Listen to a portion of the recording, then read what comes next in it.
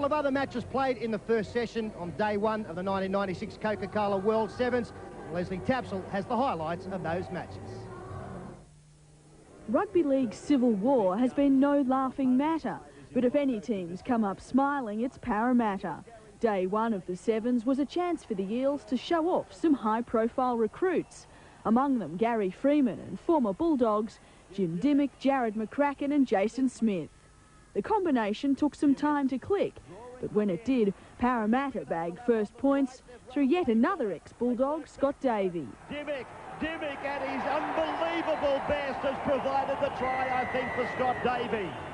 West wasted 2 scoring chances before Kevin McGuinness' sideline dash levelled the match. Dimmock will try and keep him out wide, but not even Jim Dimmock is able to get down the ground quick enough to do that. The Magpies made it a double blow, taking the lead through their skipper. But the Magpies have got it over the line anyway. But in failing to shut down Smith, West allowed Parramatta back into the match.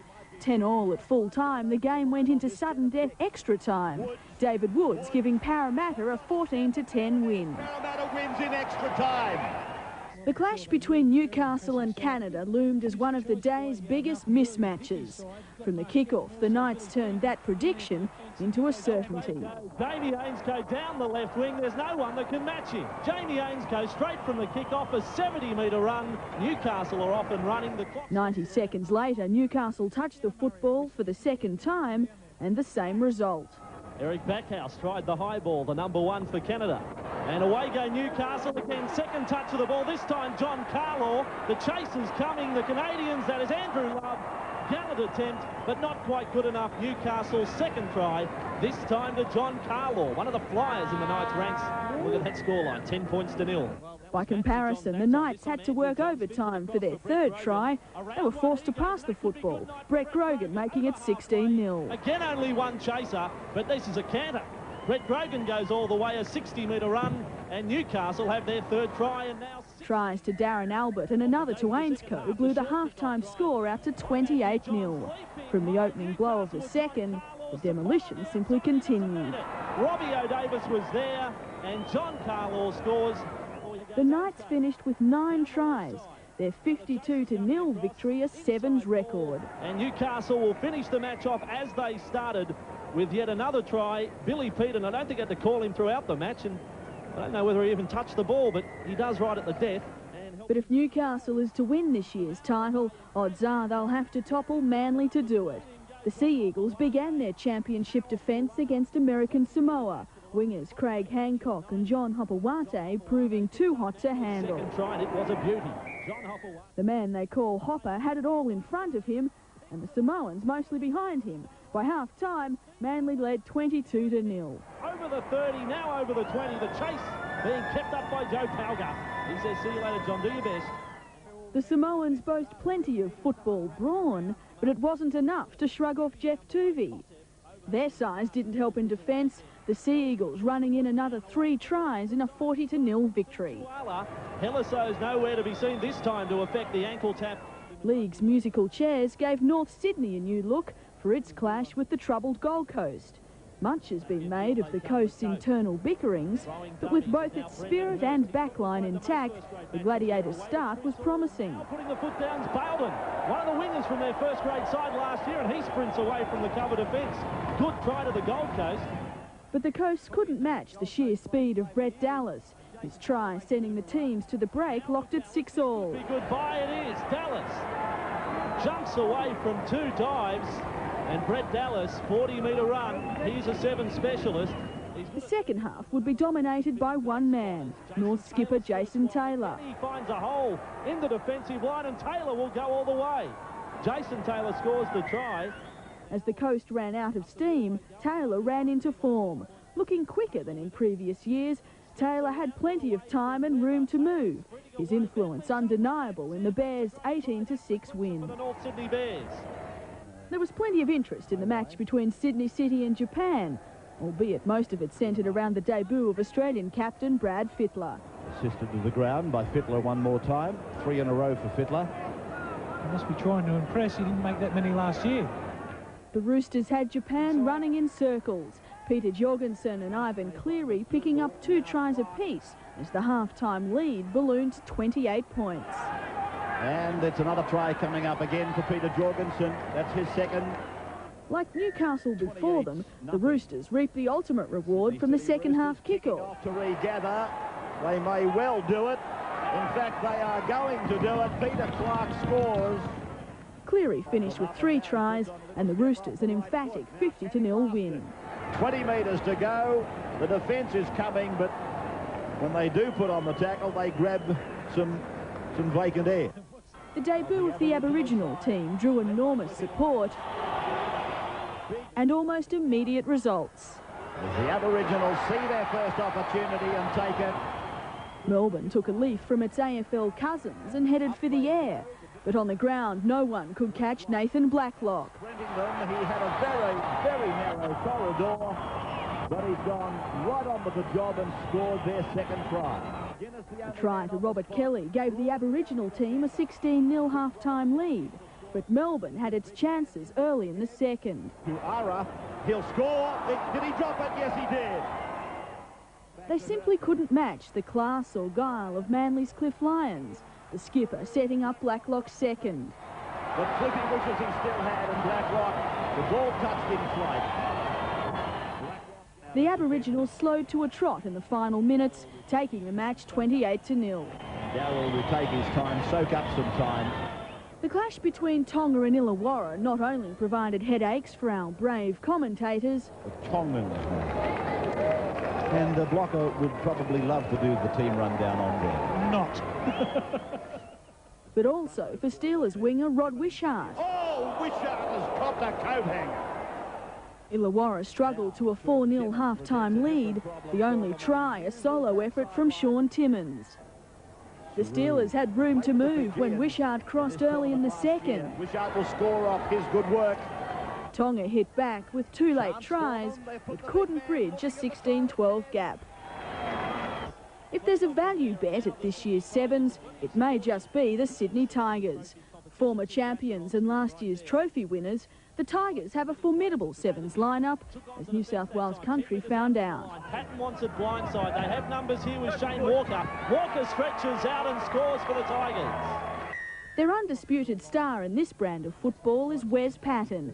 He backflipped his way into Sevens folklore last year and today provided an encore performance on an afternoon largely devoid of flamboyant finishing. Plenty of this year's Coca-Cola Sevens. Great try, Wes Patton. As we make, there's the backflip. Leading 10-6 at the break, the Tigers gained in confidence in the second, scoring 4 more tries in a 34-12 win. Tim Brasher. Wes Patton just put it straight on his chest, and Brasher gets another try for the Tigers. The Sydney Tigers making it 2 from 2, defeating New South Wales Country 34 points to 12. One thing about Sevens football, we expect the unorthodox. It seems the Tigers, Wes Patton, always delivers. We'll take a break now from the stadium and come back with last year's champions, Manly, up against the South Queensland Crushers.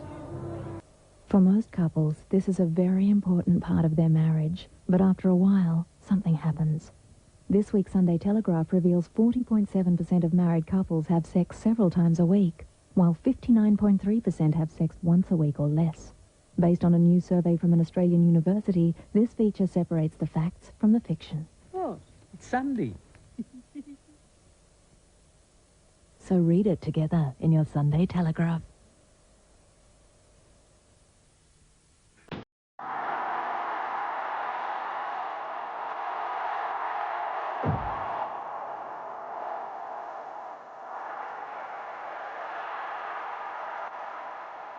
Welcome back to the Parramatta Stadium and back to one of the best games of the tournament so far. The reigning champions Manly up against the Queensland representatives, the Queensland Crushers. At the half-time break, the Eagles just in front, 12 points to 10, but up against a very enthusiastic Crushers lineup.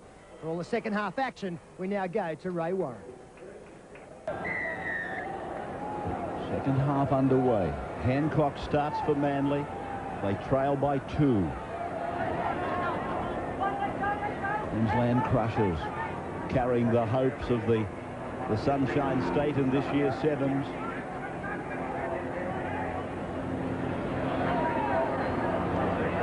Nigel Gaffey Ray, knowing how lethal Manly can be when they have the football, they're trailing by 2 points. I suggest the Crushers need to score very early in this second half if they're going to keep Manly out of it. Played by Peacock. They work on the right. Gappy's waving them infield. They didn't oblige. And Gappy has to take the tackle of Tuvey. The kick now is an important one. The in-goal area is again the best option. Kai didn't get it deep enough. Fairly ordinary attempt there. Manly now one side capable of going 90 metres. Defence of the Crushers all important early in this second half. Papawate is on for Manly. Mario Fennick watching his old club. Kosef, Menzies, Crushers ball. Fair gain. Philip Lee is with it, but no, he has picked up a knock on. And this is very interesting. It looked as though Philip Lee dived on the loose ball, wasn't tackled or touched, and had every right to get up. Neil Almond seen a little knock on in there. When the Crushers ran away with the ball here through Philip Lee, the touch judge stood his ground. I think it may have been him that's suggested there was a knock on, but no way. Not there. Tuvey now sees it opening up the blind side. Big men are chasing him. Weston comes with some speed, but Tuvey's home. The little bloke, he read it perfectly. They had nobody on the right of the scrum on the blind side. Tuvey, will-o'-the-wisp. This is what happened. Well, by rights, the Crushers should have had the football. So it's a double whammy against them. Jeff Tuvey, opportunist down the left-hand side. Nobody in front. He puts his side in the lead. 14-12. Manly grabs the lead. Conversion unsuccessful. Comment from Mario on the sideline. Actually, that incident Sterlo was talking about happened right in front of me, and it was the Crushers' ball. Surely they've been hardly done by there, and it's a great turning point. This man is busy, Mario. Bowen now to cross for Lee. Peacock's with him. Peacock's looking for support. Gets the pass away for Cruz. Cruz tries to find an opening. Manly's defence is tight. From Lee to Bowen, the playmaker. Rittenberg.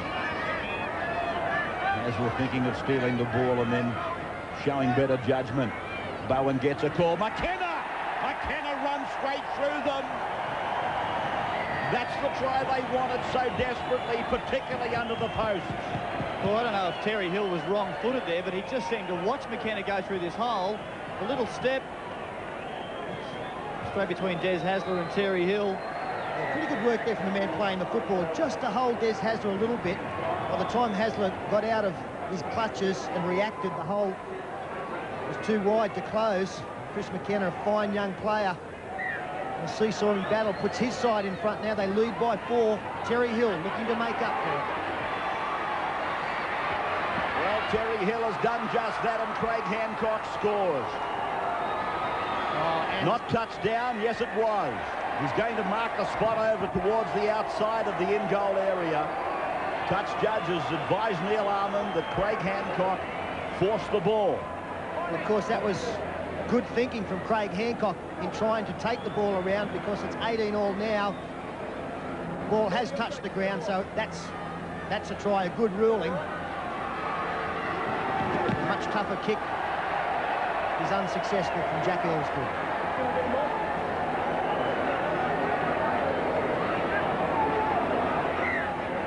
$18 points all. Extra time will be played. In the event of a draw, the last team in possession prior to the full-time siren, they feed the scrum. Mackay tries to stampede them. Papawati flings him down like a rodeo bronco. If the Crushers don't score in this set of 6, Manly will be in possession at the end. They must score in this set of 6, the Crushers, or get the kick into the in-goal area on the last. Plenty with muscle in the tackle from Gardner. McKenna in and away and looking back on the inside.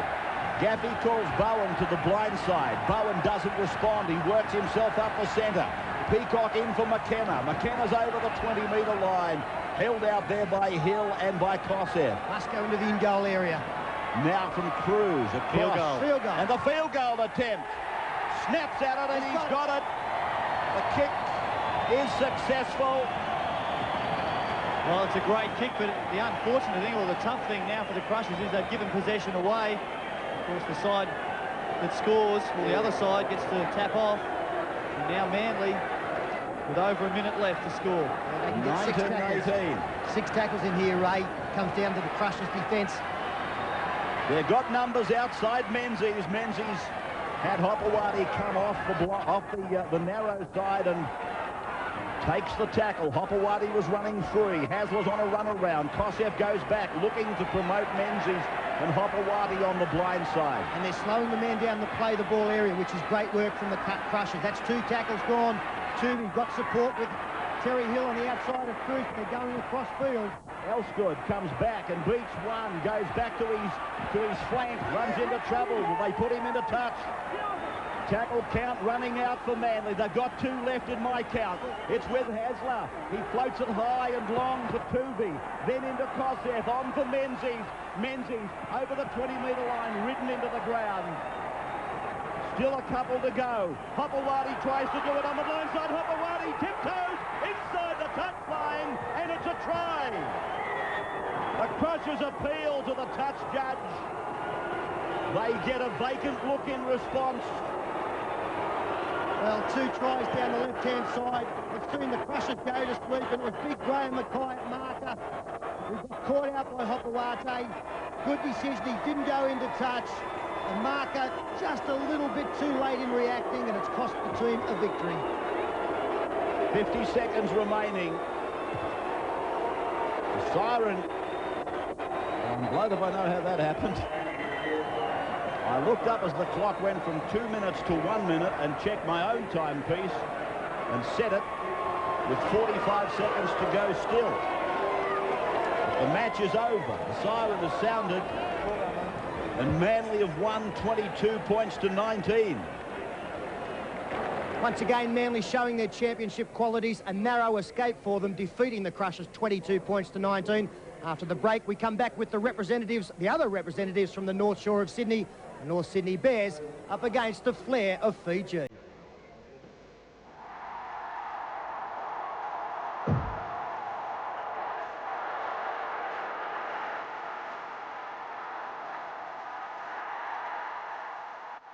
Monday on the Current Affair, the Great Australian Housing Trap. It's becoming more and more serious. Repayment through the roof. They've asked us to pay double our weekly payments. Housing values through the floor. A person's dream is just gone to smoke. Is owning your own home really worth it? Property doesn't mean anything anymore. Find out where you stand in our state-by-state, suburb-by-suburb survey. 60% of our clients having difficulty. Asked, is this any way to raise our kids? Don't be kind, be savage. Abusing teenagers to make them better people. On A Current Affair. To survive today's stressful stop-start driving conditions, your car needs better protection, better lubrication, something better than oil, an advanced new engine lubricant. Introducing Shell Helix. Shell Helix. Stress relief for your car.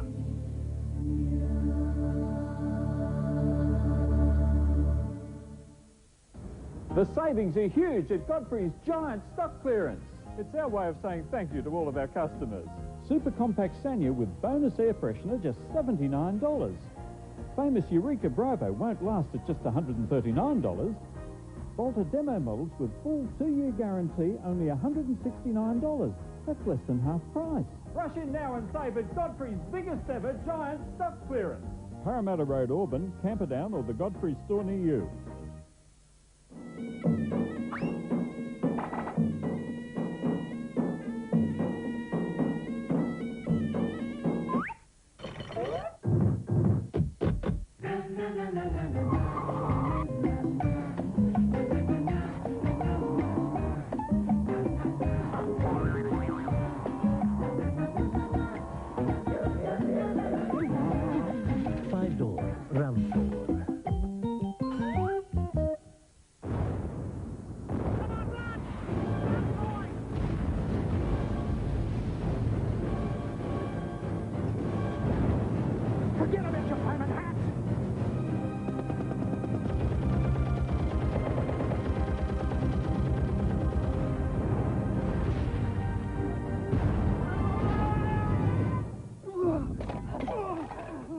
blokes look like you could do with a beer. Sure could.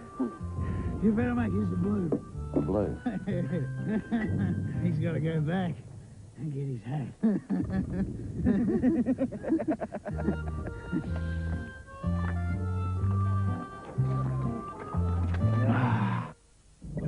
Anything happen? Nah. Get a McDonald's bacon and egg McMuffin and coffee for only $2 at breakfast, or a cheeseburger, small fries and small Coke the rest of the day. Hang on, there's something yet.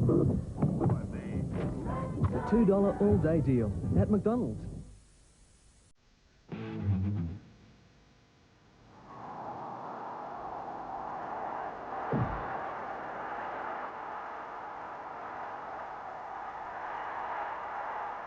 Back to the Parramatta Stadium on the opening day of the 1996 World Rugby League Sevens. Not a lot of people have spoken of North Sydney winning this tournament. They do field a very strong Sevens lineup. The first match they were successful over the Gold Coast. Their second game sees them take on Fiji. At half-time they lead 12 points to 6. To see how they fare in the second half, it's back to Ray Warren.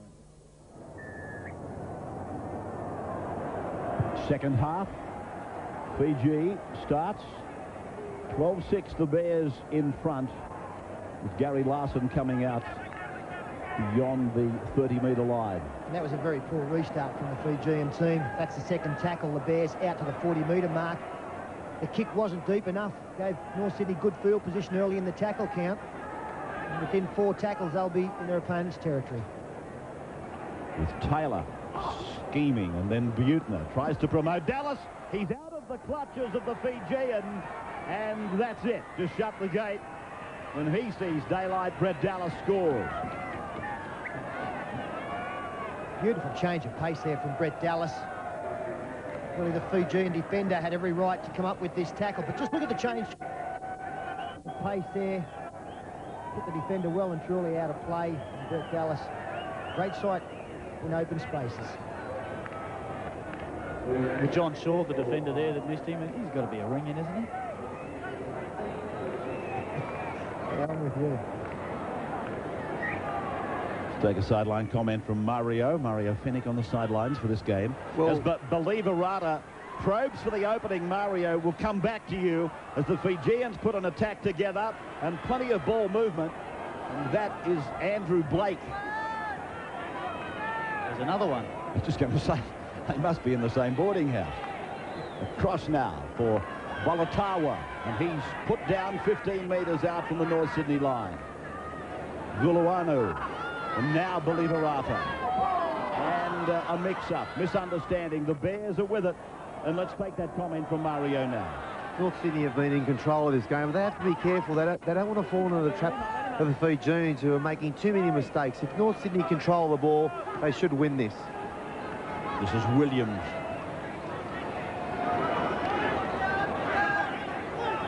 He's miles above his weight, Danny Williams. It's Michael Butner. And now Sears. Tremendous play the ball there from Butner. Has given some space to his outside man. Jason Taylor straightening it up. Icon, a good ball back to Butner. That's tremendous play from North Sydney. The man playing the ball, scoring the try. Shows his enthusiasm for some work, the former Parramatta centre. And he really started the play off by getting to his feet so quickly and allowing his dummy half to pick up some easy metres. Thought Ben Icon might have blown this by coming back inside. It looked to be on the outside of Jason Taylor. But he steps back in here as he gets the ball, and a great offload there for Butner. Very good. He's done a couple of classy things, Ben Icon. The conversion is successful from Jason Taylor. So the Fijians now in real bother. 24 points to 6. And a bust made by them. The chase is on. Dallas runs him down. Williams was there to give Fairley this run out to the 30-metre line for Dallas now. And Illawarra makes the tackle on the 30-metre line. That's the beauty of having such a quick winger. Not just scoring tries for you, but saving them. Karoy looked like he was going to go all the way, but Brett Dallas, he set sail and rounded him up fairly quickly. North Sydney out the football. Good hands from Jason Taylor. The big step gets him through the front line. Bloke was touched Referee Neil Armand agrees. Another 6 for the Bears. Dallas then. Taylor. Through and away for Aiken. And here he goes again, the youngster, straight through. It's a fragile defensive line, but I like the way that Aiken's laid it on the line here today. Some creative ball work, and he's really hit the line hard. 28-6. I'm not sure if it's the haircut here or what, but there are shades of Tim Brasher there, aren't there? The running style, showing the ball. Just opened that hole up so easily. Just by showing the ball, watch it here in 2 hands, put the defence in 2 minds. Then you put it into the left arm, and it came out with a good fend as well. All-round great skills, Ben Aiken.